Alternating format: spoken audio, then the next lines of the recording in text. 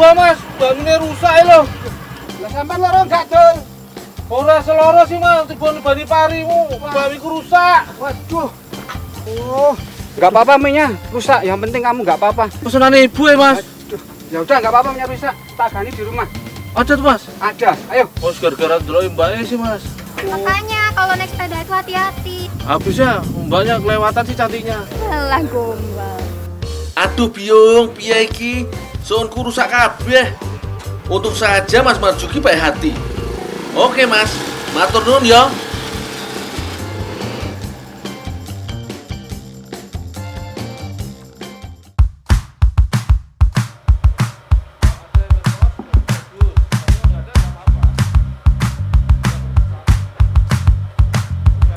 Pati aren digiling dan didiamkan sampai endapannya terpisah. Nah, endapan inilah yang akan diolah menjadi soun. Endapan diaduk, kemudian disaring untuk memastikan tidak ada kotoran yang terbawa.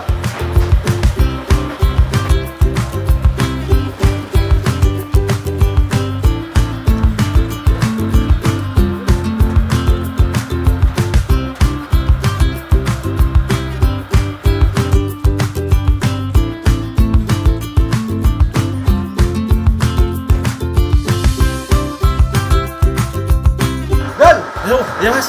kalau mau bantuin buat mie dulu. Oh, bantu buat mie dulu mas. Iya. Ya ya.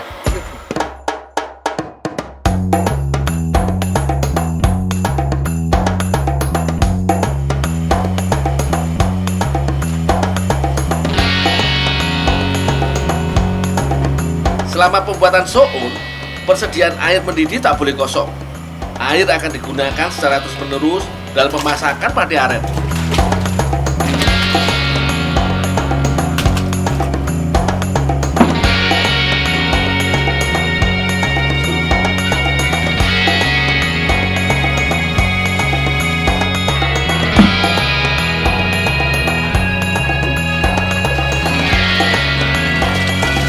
Pati yang sudah bersih dimasukkan dalam air mendidih. Pak, siapa kali pak?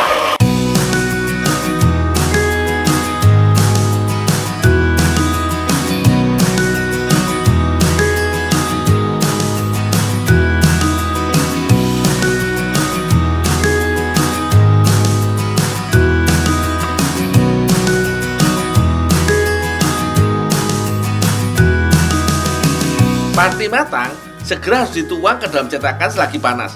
Kalau sampai terlambat, adonan mengeras dan sulit dibentuk jadi soun. Dia hasil sounnya.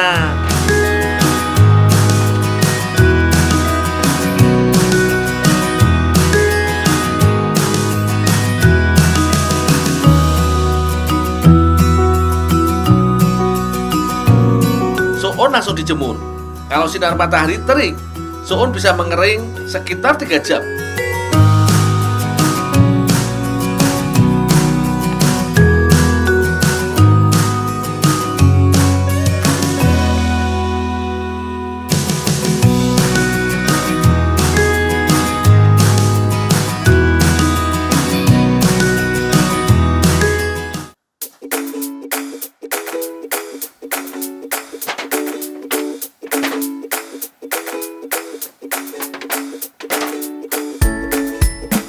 Penjemuran soun tidak boleh terlalu lama, soalnya bisa membuat soun terlalu kering dan mudah patah.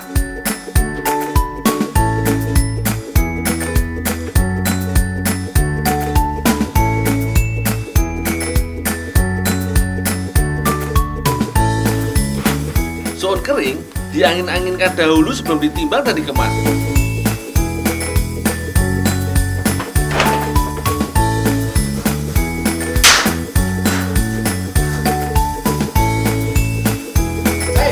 Ya mas, sini. Ini buat kamu, buat ganti yang jatuh tadi. Oh, bener Ya, saya. kalau nanti tambah satu kali. Buat kasih aja Mbak Desi, buat bikin kue ya. Makasih mas ya.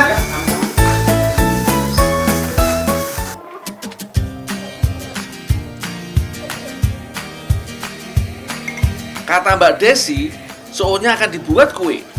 Wah, setauku, soun biasanya ya ditumis atau dijadikan campuran sop. Wah, kalau dibikin kue, mungkin rasanya unik.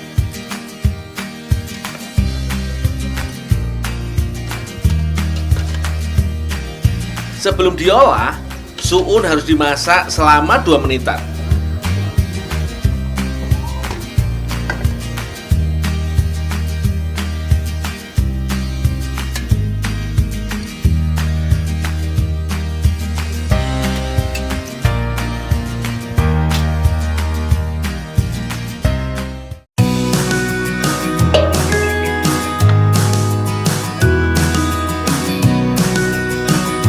Ternyata suunnya akan dijadikan kue mangkok.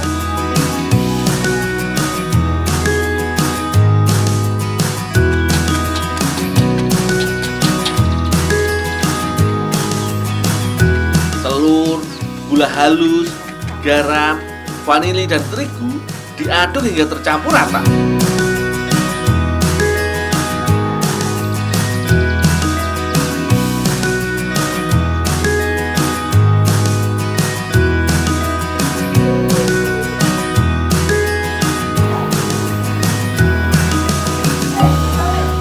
Mbak, ini Mbak, suunnya Mbak, udah saya rebus. Oh iya, makasih ya, Dul.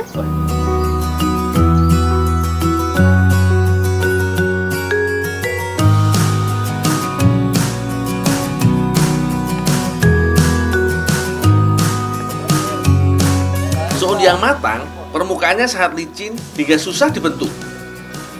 Nah, telur dan terigu inilah yang membuat tidak mudah bujar saat dibentuk.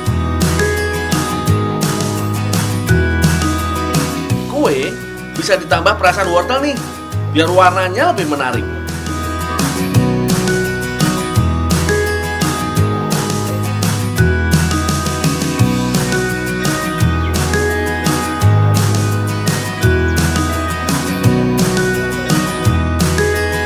Cetakan harus dioles minyak dulu supaya kue mudah lepas saat matang.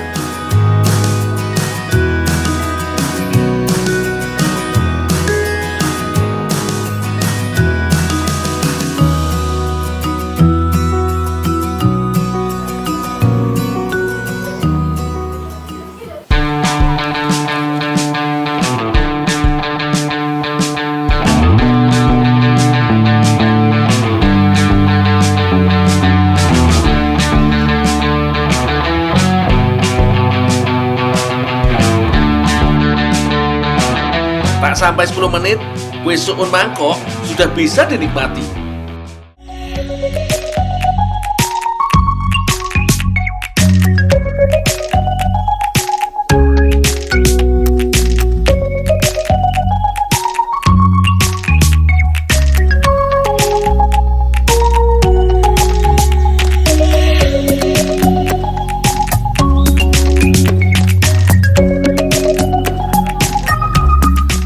Kue suun mangkok ini enak dan terasa lembut di mulut. Bisa jadi pengganti nasi nih. Soalnya kandungan karbohidrat di dalam suun lumayan mengenyangkan.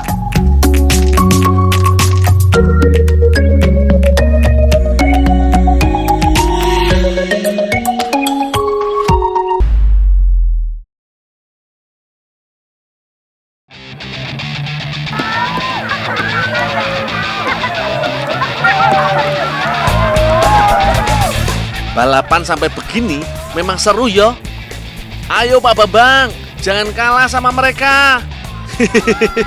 Piye, seru toh yo? Pastinya.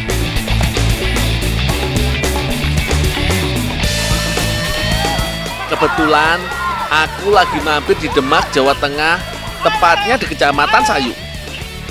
Jangan kaget kalau pemukiman di sini dikelilingi air laut. Sejak tahun 90-an, rob atau banjir akibat laut pasang menerjang desa Bedono sepanjang tahun. Tahun 2006, sekitar 200 kepala keluarga warga desa Bedono rumahnya tenggelam akibat abrasi. Akhirnya, warga direlokasi ke desa Gemulak dan Sidogemak. Meski begitu, warga desa Bedono tetap optimis. Bahkan sekarang, desa Bedono menjadi objek wisata mangrove. Katanya di sini juga banyak tiram loh. Wah, kesukaanku nih.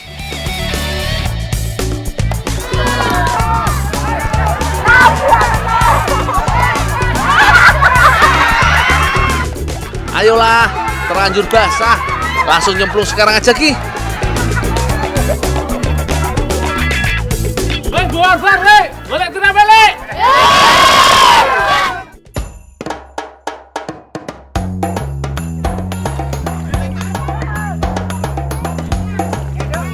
Dari bentuknya sih, tiram tampak kurang menarik yo. Hanya mirip kepingan batu, padahal isinya lezat loh.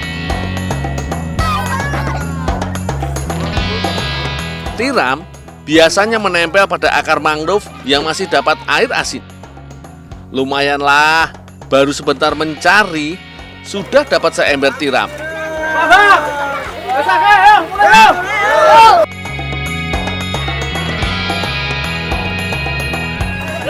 Mulai. Biasanya, masyarakat Bedono lebih suka membakar tiram. Menurutku sih, tiram mau dibakar atau dibumbui apa aja, rasanya jos, iya toh? Tapi sepertinya oke juga kalau dijadiin kue. Pak, ini kita olah sih. Ini urusannya Pak ya.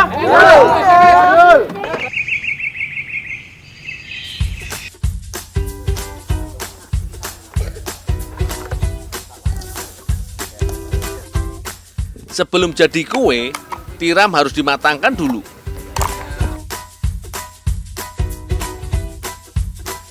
Tiram direbus dalam air mendidih sekitar 15 menit ya. Air panas akan membuat cangkangnya terbuka. Jangan kelamaan merebus ya, soalnya nanti malah membuat daging tiram jadi alot dan mengkeret. Oh iya, jangan memakai kerang yang berlendir atau mengeluarkan bau tak sedap. Bisa-bisa membuat perut sakit tuh.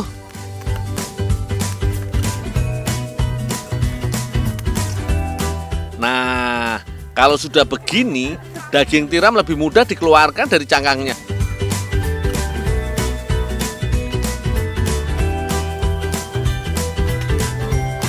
Selanjutnya, daging tiram dirajang ya. Tiram atau hewan jenis kerang-kerangan seperti ini banyak mengandung zat besi. Cocok deh untuk penderita anemia. Kandungan asam lemak omega 3-nya membantu menjaga kesehatan jantung.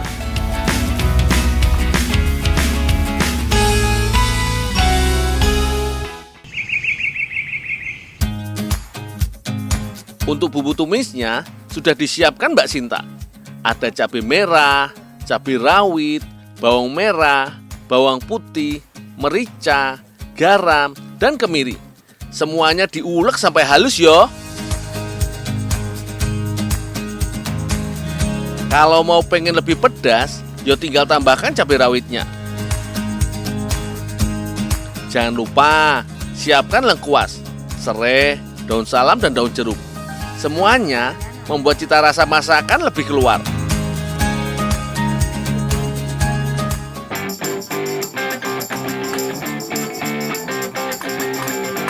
Dul, Ya Pak. ini bumbunya. Oh, ya Pak.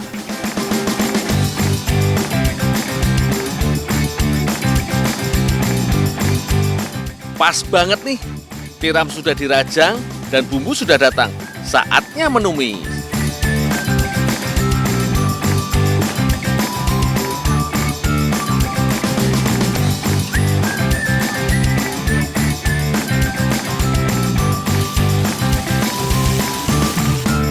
Bumbu ditumis dengan api sedang saja.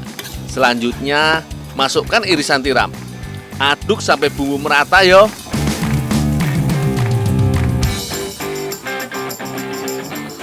Baru mencium aromanya saja sudah menggoda lidah.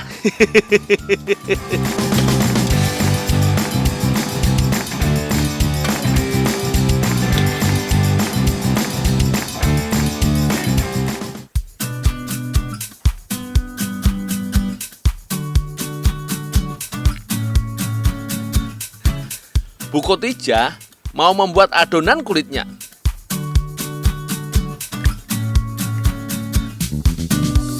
Delapan kuning telur ayam dikocok sampai rata. Kemudian ditambah gula halus.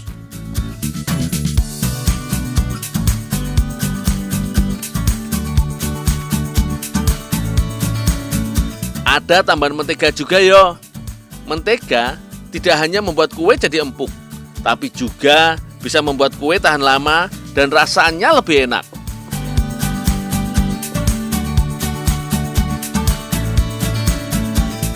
Terakhir, masukkan terigu dan ulen adonan sampai kalis.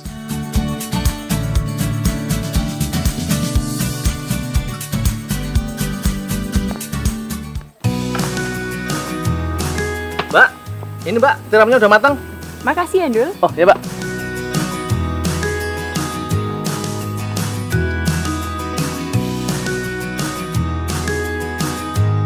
Untuk pewarnanya, Mbak Sinta memakai bayam.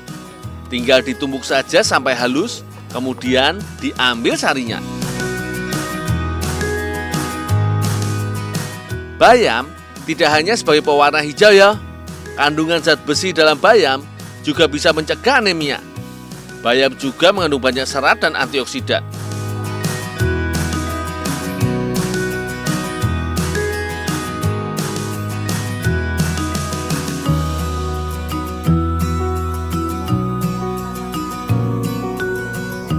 Selanjutnya, campurkan pewarna ke adonan dan uleni lagi sampai rata. Kalau adonan terasa lengket, tambahkan tepung terigu lagi yo. Pokoknya sampai adonan kalis kering.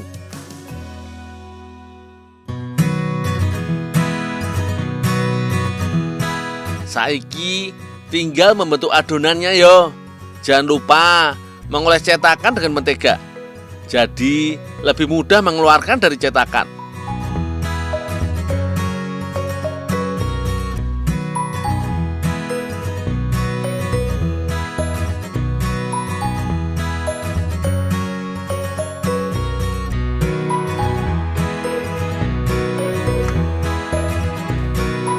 Sekarang tinggal memanggang adonan dalam oven selama kurang lebih 20 menit. Wih, aku sudah gak sabar pengen nyoba iki.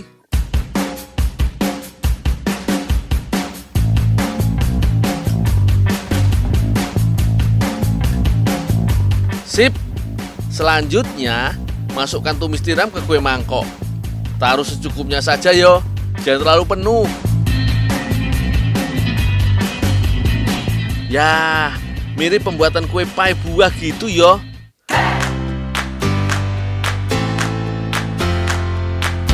Sudah jadi nih. Piye, penasaran pengen icip-icip toh?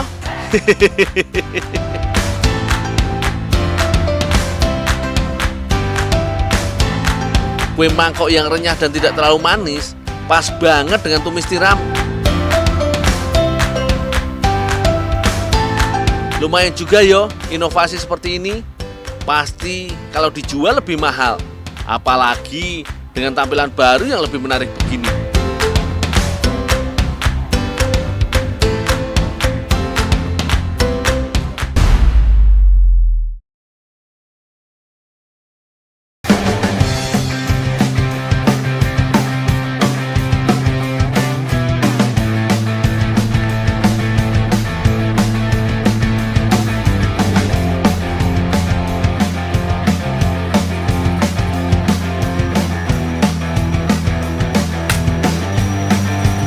Waduh, hampir saja aku kena. Ya, namanya di hutan, kadang kejatuhan dahan seperti ini. Wis biasa. Yang penting berhati-hati saja. Aku, Amang dan Bang Robi mau cari kelulut. Katanya sih, pohon yang akan aku datangi banyak kelulutnya. Weh, jadi gak sabar nih.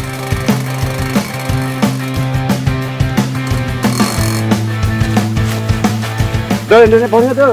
Ada kelulutnya, Pak? Ini ada kulitnya ada. Oh iya ya.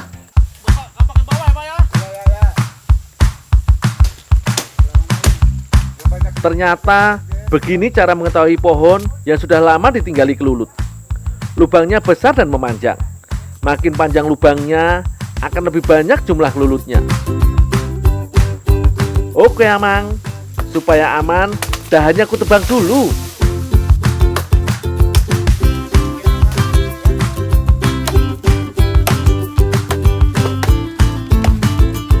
Kelulut dapat ditemui di pohon mana saja. Salah satunya ya pohon sukai ini.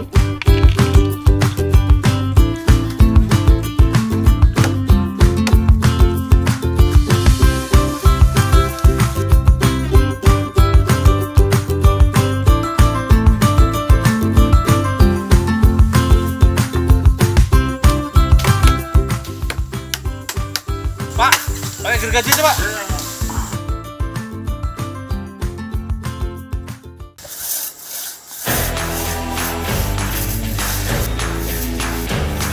Kalau pohonnya sebesar ini, sebaiknya dikerjakan bersama-sama.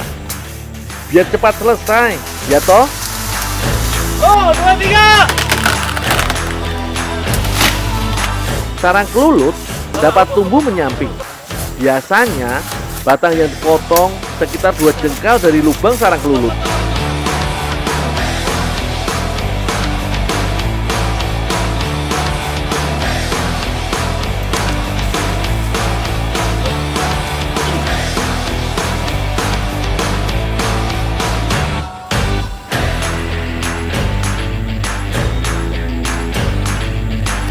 Beres deh, sarang sudah didapat. Ayo kita pulang, Mang.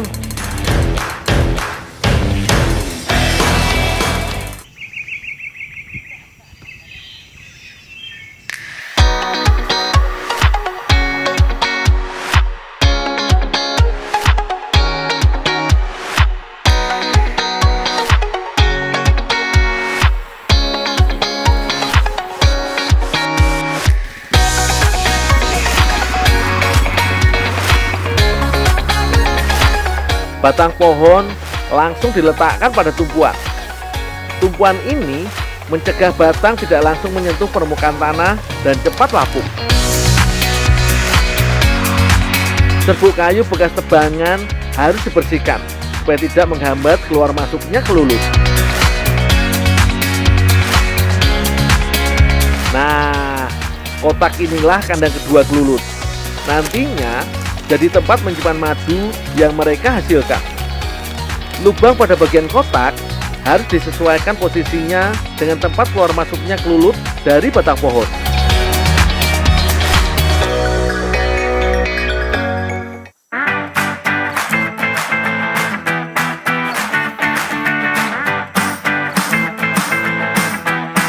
Setelah beberapa minggu, kotak ini akan terisi kantung-kantung madu. Madu kelulut bisa dipanen setiap waktu. Sebaiknya sih ada jeda 2 bulan setelah panen terus-menerus selama 4 bulan. Sekali panen, 1 kotak hanya menghasilkan sedikit madu, tak sampai setengah liter. Itulah kenapa madu kelulut lumayan mahal. Kalau mau memindahkan madu ke botol, tinggal membuka kantung madu.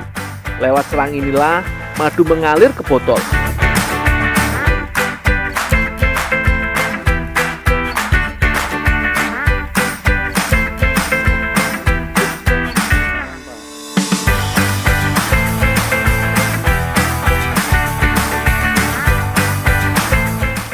Ini tuh. Ya, Pak. Ini Oh, ya, Pak. buat kamu. Ya. Ini madu buat kamu, bekas bantu-bantu saya cari diri tadi. Oh, ini buat saya, Pak. Iya, iya, iya. Oh ya, makasih Pak ya. Ya, sama-sama. Saya tinggal dulu, Pak. Iya, iya, iya.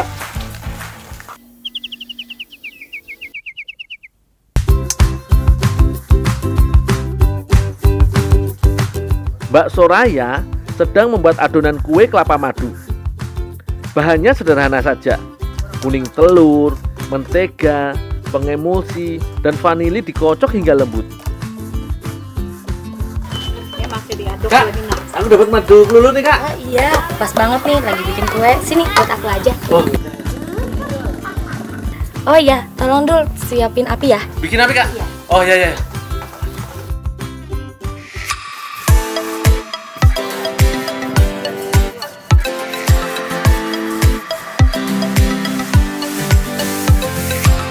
Setelah itu, ditambah madu dan dicampur tepung terigu sedikit demi sedikit sampai adonan menjadi kali. Tambahkan santan kental dan kelapa parut. Wih, pasti mantep iki gurihnya.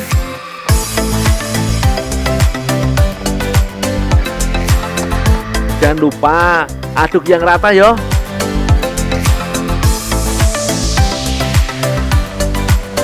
Untuk hiasan di atasnya bisa dibuat dari campuran putih telur dan gula halus. Putih telur akan melarutkan dan merekatkan gula halus pada kue.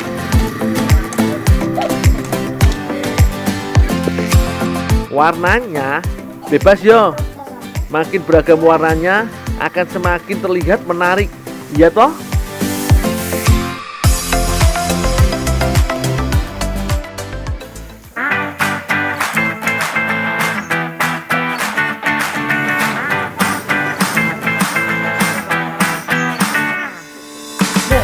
Ya kak. Jangan sekali masakin ya.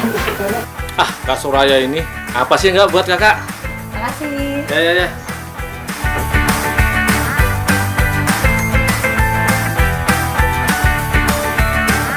Setelah dioles minyak, adonan bisa langsung dicetak. Kalau sudah, tutup cetakannya yo.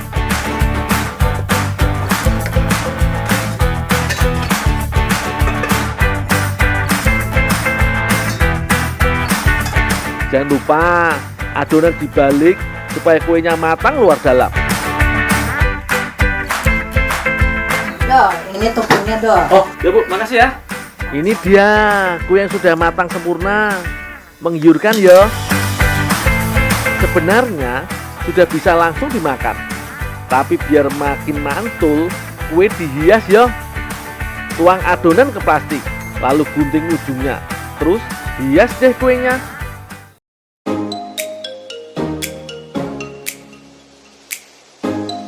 Gimana? Bagus toh?